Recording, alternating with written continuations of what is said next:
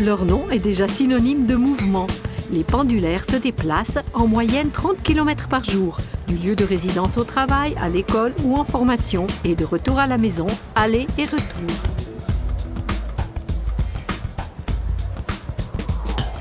De plus en plus de personnes utilisent les transports publics pour cela. Dans les villes comme Zurich, près de 60% de tous les pendulaires franchissent les limites de la ville par les transports publics. C'est également apporté au crédit des communes d'agglomération qui ont étendu et continuent d'étendre leurs nœuds de communication. Ces efforts se situent au cœur du Flux, nœud de communication d'or de cette année. Le jury spécialisé est parti à la recherche de la commune d'agglomération suisse ayant le nœud de communication le plus attrayant. La sélection des lieux nominés était elle-même surprenante. Cette année, nous nous cantonnons à la région Zurich. La raison est la suivante. Nous n'examinons que les nœuds de communication où le plus grand nombre de personnes utilisent les correspondances. La région Zurich construit le plus. L'excellent RER a été étendu et ne cesse de l'être. Nous avons ainsi de nombreux nouveaux nœuds de communication à visiter.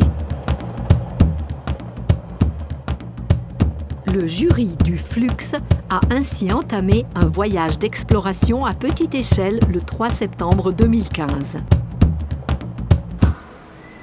La première étape, Uster, une ville avec deux identités. Elle est le centre de l'Oberland zurichois et une commune de l'agglomération de Zurich. Elle compte ainsi 7 500 pendulaires entrants, mais également 10 500 sortants tous les jours. Ils arrivent à la gare centrale de Zurich en 14 minutes. À la croissance de la population, la ville a répondu par une densification du centre-ville et la construction d'un nouveau passage à la gare. Le nœud de communication montre comment il est possible d'harmoniser le passage de différents usagers des transports. Donc il y a deux éléments qui sont exceptionnels ici. Tout d'abord, les bâtiments viennent très près de la gare, ce qui est normal côté vieille ville, mais plus exceptionnel côté moderne. Et puis l'autre élément remarquable, c'est les espaces publics. C'est une zone 30, mais en fait ça fonctionne comme une zone de rencontre. Et il y a une transparence incroyable du quai jusqu'à la ville. Et déjà, le jury poursuit sa route avec le RER d'Uster à Wallisellen. De nombreuses entreprises se sont implantées au sud de la gare. Wallisellen enregistre le nombre étonnant de 15 000 pendulaires entrant les jours ouvrables. La commune a profité de l'excellente situation de la vallée de la Glatt en plein essor en s'assurant que le chemin de fer du Glatttal desserve leur gare depuis 2010. Dans le même temps, elle la transforma en un nœud de communication à fonction centrale. Ce que le nœud de communication réalise ici est illustré de manière exemplaire par la relation fonctionnelle entre trafic et évolution.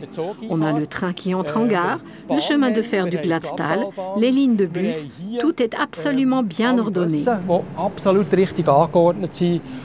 Et nous avons également tout ce dont une ville a besoin. Des postes de travail ici en haut, des magasins en face, des habitations là-bas et des services ici. La signalétique est quasi inutile. On voit tout. Tout est à sa place. Suite du voyage, avec le chemin de fer du Glatttal à la gare de Stettbach, qui doit son existence à la construction du RER à Zurich. Le lieu est optimal, directement sur la limite communale entre l'agglomération de Dubendorf et la ville. Ici également, l'excellente liaison de transport attire les investisseurs et les entreprises. Au niveau de l'organisation, on remarque également que la planification a pu se faire en périphérie. Le centre piétonné est entouré de moyens de transport par bus, tram, vélo et transports individuels, et tout cela accessible aux personnes handicapées. On voit que l'installation a été planifiée et exécutée selon les principes de l'accessibilité. Nous avons des rebords aux arrêts de bus, des lignes directrices qui relient les différentes installations entre elles, nous avons un ascenseur qui descend jusqu'au RER, tout cela paraît bien pensé. La plus longue étape du voyage de découverte mène le jury de Stettbach à Wädenswil en 38 minutes. Ici, le jury expertise le dernier nœud de communication, le seul aussi accessible par bateau. À Wädenswil également, on remarque l'engagement de la commune en faveur de la création d'un nœud de communication attractif. La gare routière, généreusement couverte, et l'accès à la gare baignée de lumière emportent surtout l'adhésion. Tout aussi exemplaire, la disposition de l'installation.